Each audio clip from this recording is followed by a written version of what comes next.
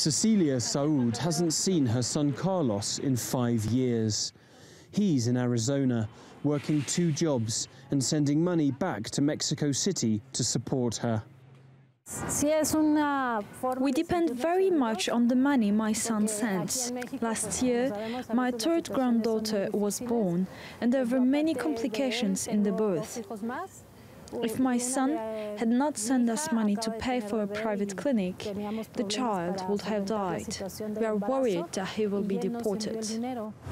Remittances from the US to Mexico jumped to a record level in March, reaching $2.5 billion, and have remained there ever since. More than 8 million Mexicans living and working in the United States each send an average of $300 a month back to their families. But President Donald Trump's campaign pledges to tax remittances to pay for his border wall and to deport millions of illegal immigrants have some financial analysts concerned. La posición del presidente de Estados Unidos, Donald Trump, desde su campaña. Trump is making a lot of people very nervous. Remittances to Mexico are worth $27 billion a year, representing more money than the country's entire tourism industry, and it's cash which goes directly to the poorest in our country. Remittances are vital for the survival of Mexican families. Remittances are now the Mexican economy's 3rd biggest driver, second only to the automotive and agricultural industries. Trump's deportations to Mexico will hit both economies as Mexicans go hungry and the US labor pool shrinks. The international airport here in Mexico City receives more than 400 deportees a week. Dumped in Mexico, many of them find it much more difficult to provide for their families, earning just a quarter of the money that they made in America.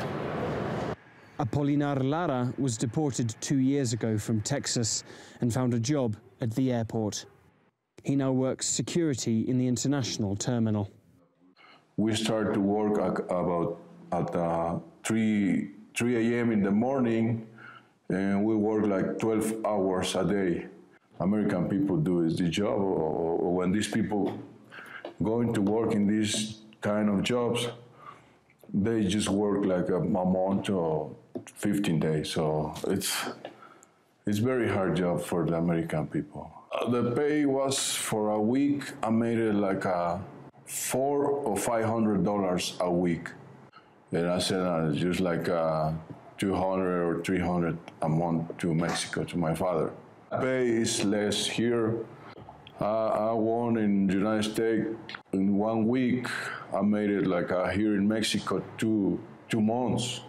President Trump's threats of deportation and taxation are likely to keep remittances at record levels in the coming months. But as Mexico makes its low minimum wage an uncomfortable talking point at the NAFTA renegotiations, the hope is he will reconsider and accept how much the US depends on foreign labour. Alasdair Baverstock, TRT World, Mexico City.